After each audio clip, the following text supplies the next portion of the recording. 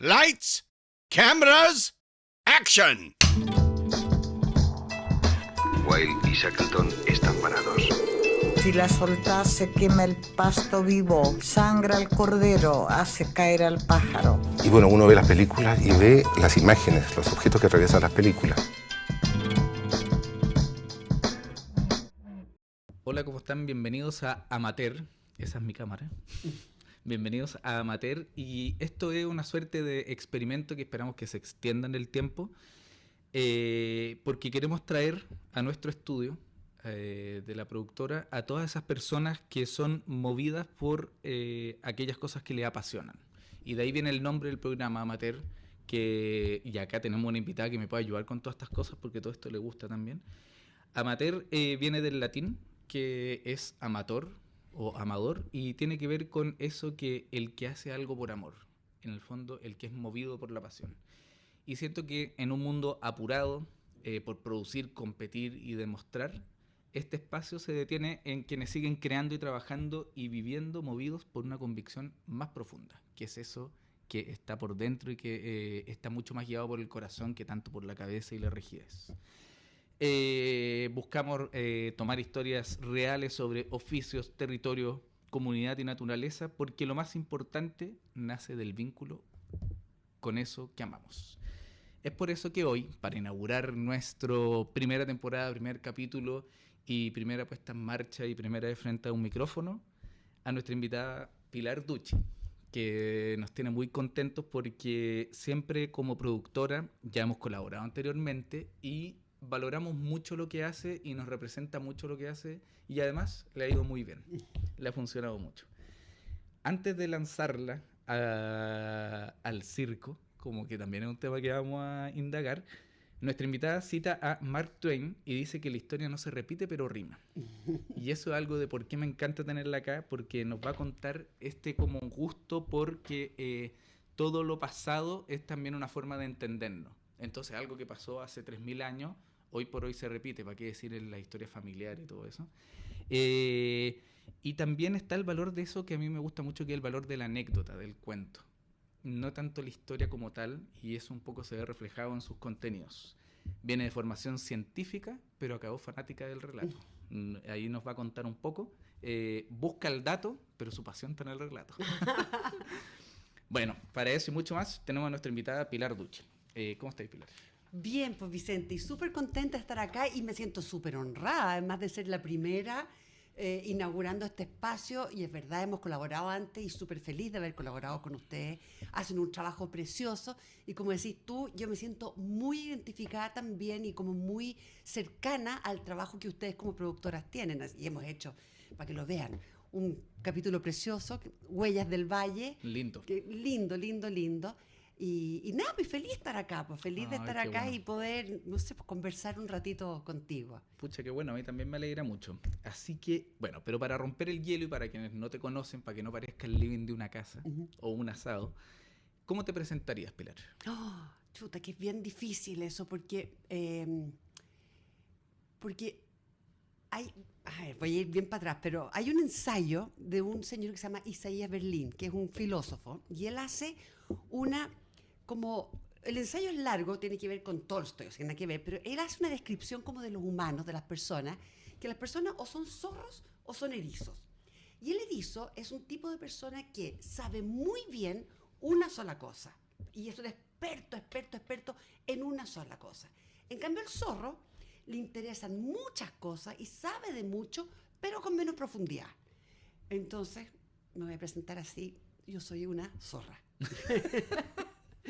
No, básicamente yo soy zorro en ese sentido, porque me cuesta un poco definirme o cómo presentarme, porque soy una persona que me encanta mucho todo, me interesa mucho todo, y creo que he podido volcar también ese interés en ser como divulgadora. Entonces, harta gente me dice: tú eres divulgadora cultural. Y sí, te podría decir que soy divulgadora, pero de formación, tal como tú dijiste, yo soy bióloga. Yo estudié biología, me encanta la biología, me encanta la ciencia, pero también me gusta la historia, y estudié historia. No soy historiadora, eso sí. También me gusta el arte, también estudié arte, y he hecho miles de cosas en mi vida. Esa es la ventaja de ser vieja. En el fondo que uno tiene como un recorrido largo y he tenido el privilegio, de repente la posibilidad de poder explorar muchos caminos y de poder construir un poco un camino formativo bien particular, bien único, que va de la mano de que me gusta leer, de que tengo hartos intereses. Entonces he podido como construir un camino y que ha redundado ahora en esto de ser como divulgadora. Y estoy súper contenta. Hago clases, hago charlas, estoy en las redes sociales, estoy con una comunidad preciosa, súper activa en redes sociales, que ha sido muy gratificante el ir y venir. O sea, no es solamente el sentarme frente al celular, no creas tú que tengo un estudio tan fantástico como este, tengo un celular común y corriente con esas luces redondas que venden en las calles, con un micrófono un poco mejor, y me siento frente a eso y cuento algo que me llamó la atención, algo que leí, algo que encontré entretenido, o de alguna manera promocionar una futura clase. Y no ha sido solamente un ejercicio como de yo hablando a la cámara, o hablando al celular, mejor dicho, sino que, y esto es lo lindo, que había mucho de vuelta. ¿Te fijas? Miles de comentarios, de preguntas, o sea, es realmente una comunidad activa. Entonces, yo trato de contestar las preguntas, de hacer comentarios, me supera un poco, es mucho, pero siento que yo he aprendido muchísimo. La gente me da tips, oye, lee este libro, me fijé en esto, o tú qué opinas de esto, yo caché que estaba esta otra cosa. Entonces, se arma una especie de diálogo en que yo me siento muy retribuida. ¿Te fijas? O sea, siento que he recibido mucho, que he aprendido mucho de la gente, de los chilenos, y también una comunidad que se ha expandido también, que es medio internacional. Y la sensación que tengo también es que es como si hubieses tenido esto guardado, como una suerte de volcán, ¿cierto? Pero sí. ¿Cuándo sucedió como...? Porque entiendo que todo lo que antes era conocimiento que acumulabas para ti. Y era como... y de pronto esta burbuja como que reventó y de pronto se fue a las redes. Vamos, entremos un poquito como en esa parte. A ver, yo llevo como 30 años haciendo charlas, haciendo clases, con un alcance más o menos de los círculos más o menos cercanos, avisando como por WhatsApp. Yo soy bien poco tecnológica, no creas tú que soy muy tecnológica. Y el año pasado, el 2024, diciembre, en verano, o sea, el verano del 2025, de hecho, hace poquito más de un año, mis hijos decían, mamá, publicítate en Instagram. Y yo no, y con suerte sabía subir una historia a Instagram. Tenía un Instagram como para fotos familiares en el fondo. Y de repente dije, ya, voy a hacer eso. Voy a empezar a publicitar mis clases para ampliar un poco el alcance que yo tenía de las clases.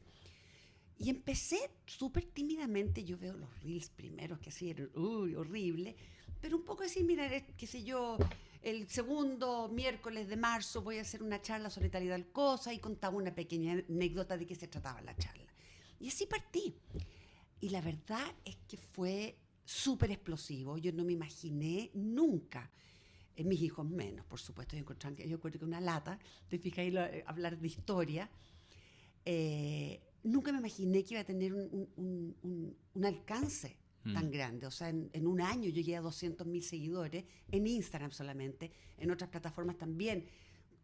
Ha sido súper grande, y por eso digo que la comunidad es extraordinaria. Y ahí hay una cosa, por ejemplo, que yo he aprendido.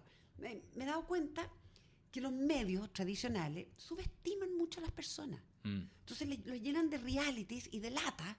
Te fijas, yo prácticamente no veo la tele, porque lo encuentro una lata, cuando en realidad yo veo que hay muchísima gente sumamente interesada, que lee, que pregunta, que quiere saber. No estoy diciendo que esa gente que sepa de todo, porque nadie sabe de todo, yo tampoco, yo soy igual que todos, que soy busquilla, pero ese interés que hay, ¿te fijas? Hay un interés enorme por cosas que hablan de las personas, de la naturaleza humana, por cosas que de alguna manera nos vinculan, ¿te fijas? Son anécdotas, son historias, son relatos. Eso te iba a preguntar. Que nos vinculan a todos de alguna manera, que nos unen. Me da la sensación, como al hablar contigo y ver también el éxito que ha tenido un poco tu trabajo, tiene mucho que ver con cómo aprendemos las cuestiones, cómo aprendemos las cosas.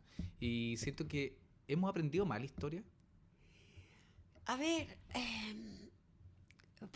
no quiero emitir un juicio sobre la escolaridad ni cómo te enseñan la historia, pero yo creo que lo importante para enseñarle a cualquier niño, por ejemplo, me imagino que estás preguntando desde la infancia, ¿no es cierto? Claro. tiene que ver con cuán motivado está el profesor, cuán enamorado está de su tema. Yo creo que lo que más contagia no es el dato, no es Oye, fíjate que la batalla de Hastings fue el año 1066, a nadie le importa eso, ¿te fijáis? Lo que importa es cómo le encontráis sentido al relato, ¿te fijas? Cómo ese relato te vincula. Y si el profesor está enamorado y es capaz de encontrarle un sentido a eso y transmitirle eso a los niños, yo creo que tiene el 90% ganado. Y creo que hay excelentes profesores que lo hacen. Y son buenos profesores no porque sepan más datos, sino que porque realmente son capaces de transmitir esa hebra de que realmente te vincula, que te hace sentido personalmente, ¿te fijas? Yo creo que eso es lo que apasiona, cuando tú puedes contar un dato que a lo mejor pareciera ser súper ajeno, ¿te fijas? Los vikingos, por ejemplo. Pero todo el mundo ha visto la serie Los Vikingos, Claro. o saben de la serie Los Vikingos. Y contáis algo que te vincula con tu experiencia de haber visto la película, la serie, con tu fantasía, ¿no es cierto?, de los navegantes, que te vincula con algo. O puedes hablar de los dinosaurios. Yo no conozco ni un niño que no le gusten los dinosaurios.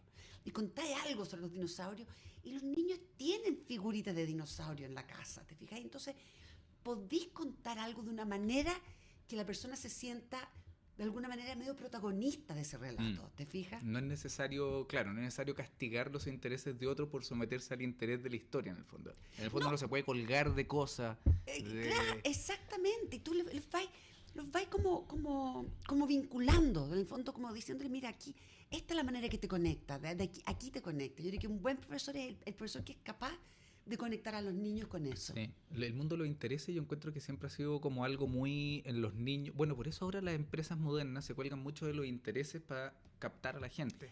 Yo creo que sí, y yo creo que parte importante de la labor de un padre es, ojalá, fomentarle intereses, pero en realidad yo creo que no necesitáis fomentarle interés a los niños. Los niños tú los veis que están en el jardín y se van a quedar pegados con una hormiga caminando en el suelo.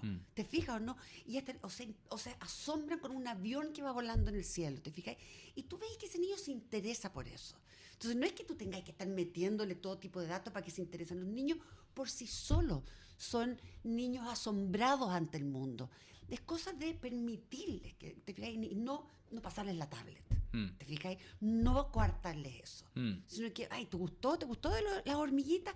Y regalarle al día siguiente un librito de insectos. Ser por una ejemplo. guía, ser como una guía, Es como guiarlo no sé, no sé si encauzarlo o guiarlo, pero de alguna manera decirle, estoy detrás tuyo, dale nomás, sigue con esto. ¿Te has fijado que las grandes historias de los personajes más valiosos, los que uno admira o los que se han transformado en grandes figuras en la historia, tienen mucho que ver es que vas a pensar y dicen, es que fue cuando mi tío me mostró. Exactamente. Es que fue cuando mi mamá me mostró, cuando fue mi papá me mostró. Nunca hubo un interés de decir, mira, aprende, sino... Exactamente, no es imponerle. Yo creo que no necesitáis.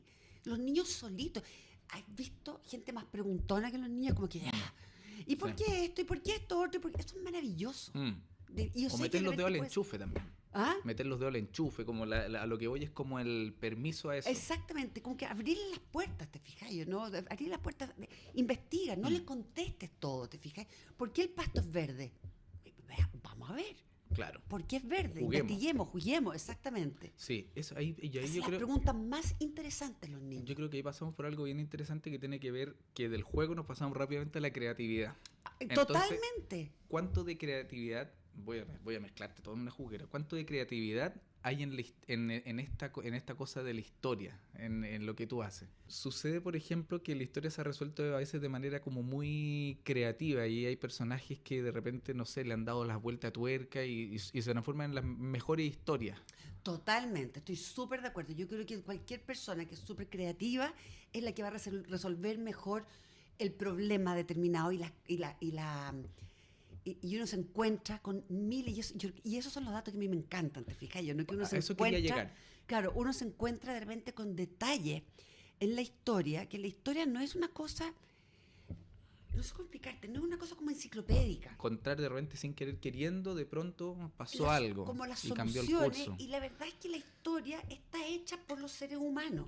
Por lo tanto, hay un factor humano importante ahí, ¿te fijas?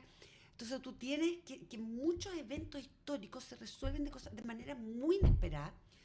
Siempre pienso, por ejemplo, en la Segunda Guerra Mundial.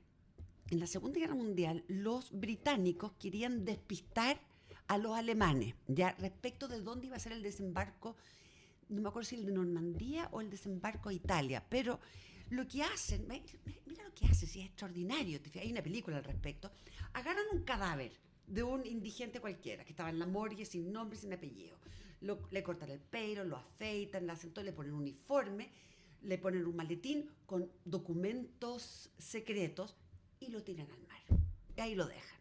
Lo encontraron los españoles acuérdense que estaban medio vinculados con la Alemania nazi, y ese maletín con documentos súper secretos llega a manos del Tercer Reich, de Hitler, ¿no es cierto? Y los documentos súper secretos decían que el desembarco, parece que era el desembarco que iba a ser hacia Italia, pero decía que iba a ser en Grecia, por ejemplo, no me acuerdo bien, pero el tema es que los despistan, ¿te fijas? Y se llamaba Operación Carne Molida, una cosa así se llamaba esta operación. Y el tema es que usaron un recurso como de espionaje, un recurso súper creativo, ¿te fijas yo, no? Para despistar a esta gente con este cadáver, con esta cosa como de este maletín perdido, ¿te fijas? Con estos documentos súper secretos. Y va a terminar definiendo en parte el curso de la guerra, ¿te fijas? Entonces uno se encuentra que la historia está llena de estos datos, llena de que son tremendamente humanas, creativas, espontáneas.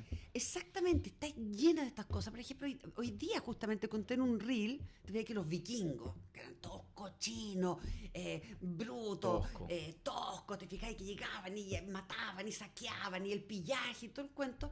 Bueno, resulta que no, pues eran súper metrosexuales. Se han encontrado en todas las tumbas de los grandes guerreros, te ves guerreros enterrados con sus armaduras, con su escudo, con su super espada, peinetas, pinzas, ¿te fijáis? O sea, eran tipos muy preocupados de su apariencia personal, ¿te fijas? Entonces son esos detalles que tú decís, pucha, son humanos igual. Los ingleses les preocupaba tanto el saqueo como la capacidad de seducción que tenían los vikingos. Y están escritos en crónicas, ¿te fijas? Un abad John de Wallenstein escribe, o sea, me preocupa que las señoritas nobles terminan todas seducidas con estos señores que se bañan todos los sábados y que se peinan. ¿Te fijas? Es divertido porque ahí volvemos a Mark Twain cuando dice que la historia no se repite pero rima. Ahora está la cultura de la barba. Por ejemplo, ¿te fijas? Bueno, eso es súper lindo, que la historia no se repite pero rima. Es muy cierto, es cosa de tratar de como un poco ponerse en las mentalidades de cómo eran antiguamente y te empiezas a dar cuenta que la gente, eso es lo bonito de la historia y por eso son tan lindos estos detalles, estos datos que hablan de la humanidad, hablan de cómo somos los humanos y uno reacciona igual hoy, hace 20 años atrás, hace 200 años atrás, hace 2000 años atrás, ante un evento. Uno tiene una reacción determinada, uno se emociona o se conmueve de una forma determinada y resuelve de una manera determinada porque tiene que ver con cómo estamos construidos, ¿te fijas? Cómo claro, somos, claro. cómo le encontramos sentido a lo que nos rodea. Y las emociones. Claro. Oye, Pilar, y volviendo ya, me gustó porque empezamos a hablar de la historia. Y están, claro, metiste a los vikingos y todo. Sé que te gustan los sumerios, ¿o no? Me encantan los sumerios. Sí. Me gustan todos y todo es entretenido porque todo es nosotros. Eso, y volviendo a lo más nosotros, a Chile. ¿Cuál es como tu episodio? Yo encuentro que Chile tiene una historia fascinante.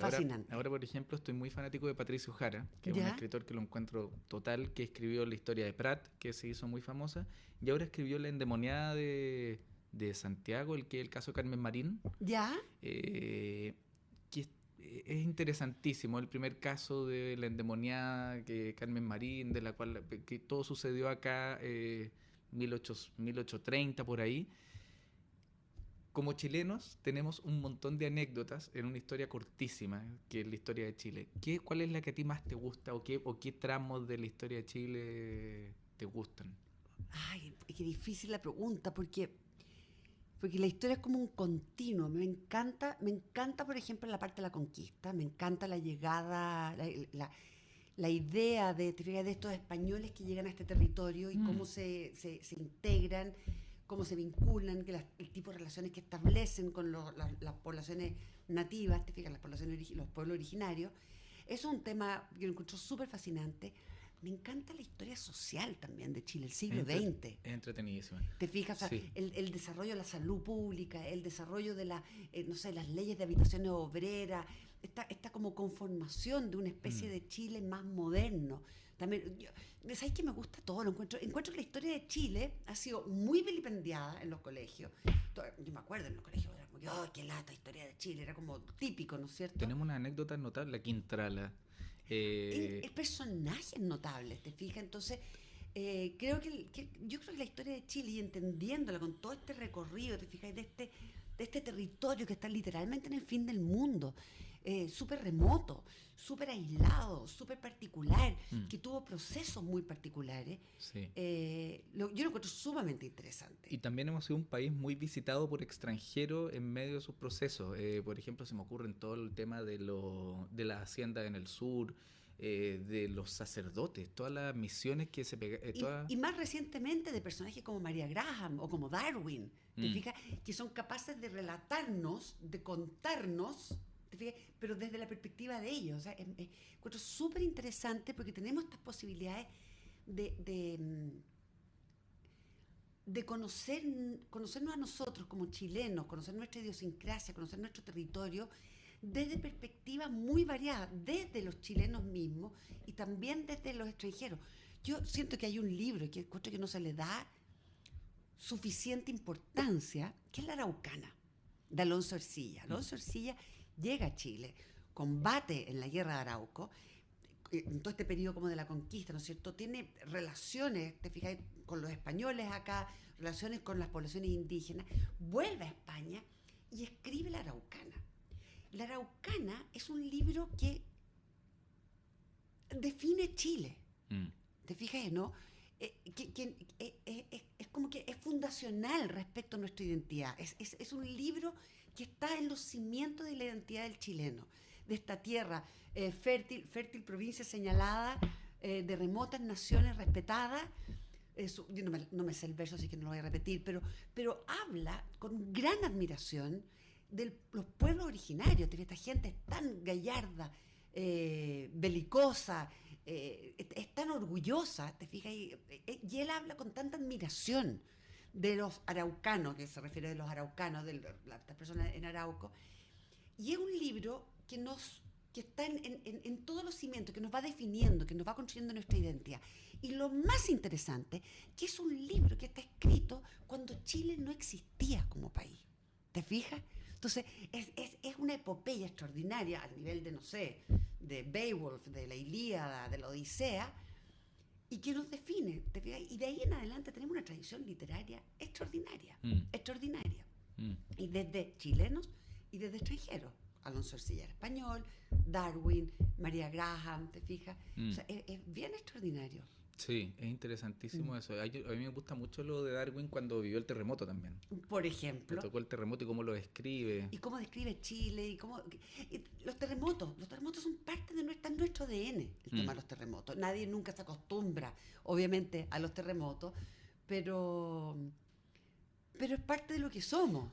Yo sé que te gusta mucho, bueno, vas harto a Chiloé. Sí. Y ahí dedicado así como cápsulas sobre Chiloé. Sí, sí. ¿Qué tiene Chiloé que tú decís como esto es apasionante?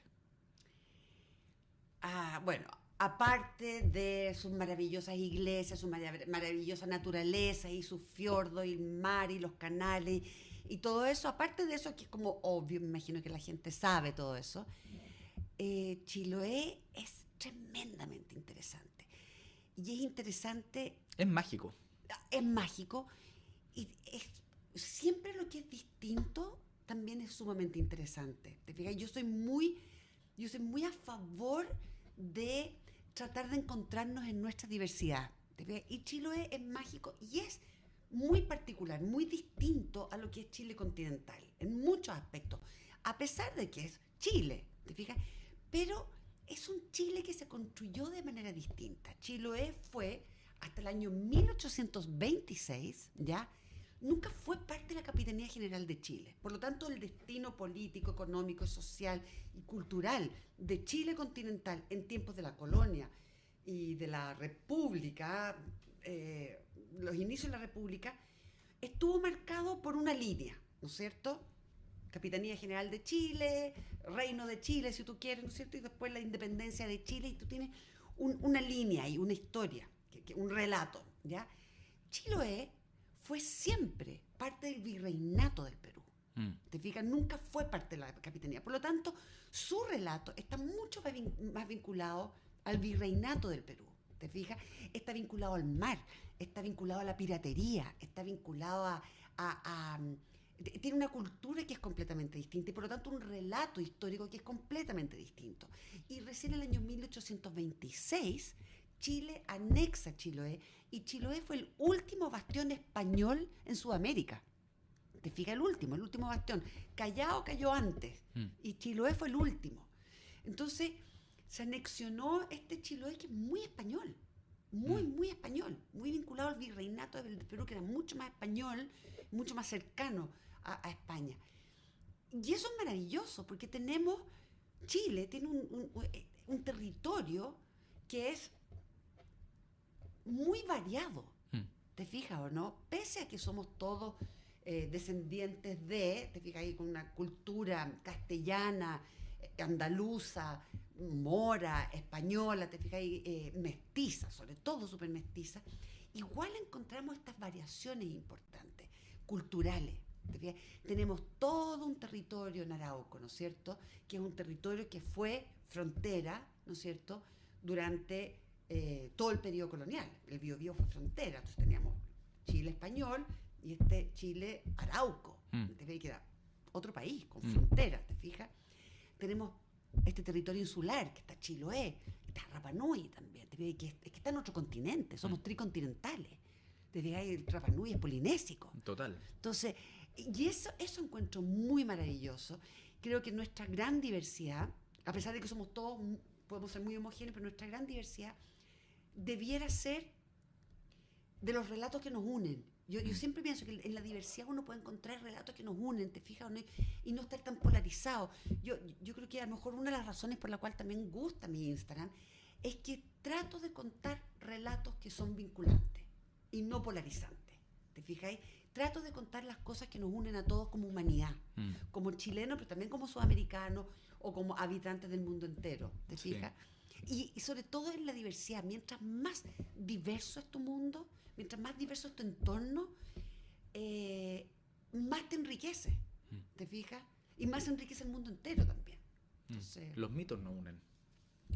los mitos son arquetípicos, por supuesto. Los mitos nos unen y vais a encontrar mitos que son con distintos protagonistas, distintos eventos, pero el mito, por ejemplo, de origen que existe en el Popol Vuh, por ejemplo, en México, o entre los cahuéscar, o el mito de origen judeo-cristiano, que es el Génesis, estos mitos como bien fundacionales, son iguales. ¿Te fijas? No todos tienen un origen en el paraíso, un patrón. Después tú pierdes el paraíso porque cometes una transgresión, comer el fruto prohibido, robar el fuego, algo así, cometes una transgresión, pierdes el paraíso, y después tu condición de vida tiene que ser el recuperar el paraíso, que en la tradición judeo-cristiana, cristiana más bien, es que tú tienes que ser buena persona durante toda tu vida, soportar los males porque es culpa tuya, porque perdiste el paraíso, pero vas a recuperar el paraíso después de la muerte. Ese es un mito, te fijas, que tú encuentras en prácticamente todas las culturas. Y entendiendo los mitos como literatura, ¿cuál es tu mito favorito? A ver, no quiero decir mito, porque aquí se encierran muchos mitos, pero yo creo que el libro que más me puede gustar, que trata de mitos, o los libros que más me pueden gustar, son la Ilíada y la Odisea. Para mí son insuperables. Sí. El mundo de Troya, en realidad. Porque el mundo de Troya, tú sabes que la guerra de Troya se cantó durante 4 siglos más o menos, antes de que se escribiera, antes que Homero escribiera, ¿ya? Pero Homero escribió partes. Él escribió la Ilíada, que es una parte de la guerra de Troya, escribió la Odisea, que es el retorno de uno de los héroes. Pero existen muchos relatos, ¿te fijas? Anteriores, después, de otros héroes, ¿te fijas? Es el mundo de Troya. Y todos esos relatos pololean con la historia y son muy mitológicos. El hecho que sean mitológicos, que tengan dioses griegos, qué sé yo, no significa, no les resta verdad. ¿Me entiendes? ¿No? Porque todos estos mitos hablan de verdades muy profundas. Hablan de nuestras miserias, hablan de nuestros miedos, hablan de nuestras envidias, de La nuestros familia. deseos, de la familia, del honor, de la gloria, de la añoranza. Y todo lo hacen a través de los mitos. Entonces puedes tener estos textos que pueden ser históricos, la guerra de Troya posiblemente, y existen algunas evidencias arqueológicas que ocurrió, ¿te fijas? Y tenéis todos estos mitos te están contando la humanidad. Te está contando quiénes somos, ¿te fijas? Como personas, qué es lo que nos importa, qué es lo que no nos importa, qué valoramos. Y eso es bien increíble porque trasciende la frontera y ha trascendido en el tiempo también. O sea, sigue siendo igual de vigente hoy día. Entonces, Sí. yo creo que eso para mí pueden ser como los favoritos. Favoritos. Y es fascinante cómo se reescribe, cómo todo se va reescribiendo. Absolutamente. 3 personajes así de la historia de Chile y 3 personajes de la historia de la humanidad que tú digas ahí son fascinantes. O no importa, pueden ser muchos ahí. Pero dime personaje, enumérame alguno que tú digas ahí, estos personajes para mí son fascinantes. Inés de Suárez, fascinante. Pero voy a ser feminista, parece. La Quintrala, la encuentro alucinante. Demasiado. La Quintrala, alucinante. O sea, realmente el personaje más complejo que existe. Y indescifrable. Indescifrable, un personaje muy complejo, pero muy humana también, tremendamente humana.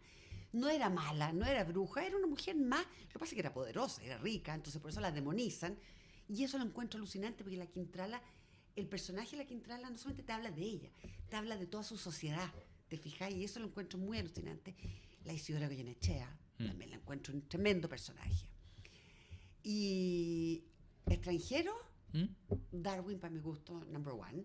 Darwin, o sea, yo amo a Darwin, amo. O sea, estuve en Londres unos años atrás, un par de años atrás, y me hice una selfie con Darwin en el museo. O sea, así de nerd soy. Y hay a mí me encanta esa mezcla que hay entre Darwin y Humboldt, que estuvieron a punto de colindar. Increíble y precioso, precioso, precioso. Pero bueno, Darwin es uno de mis personajes así como favoritos.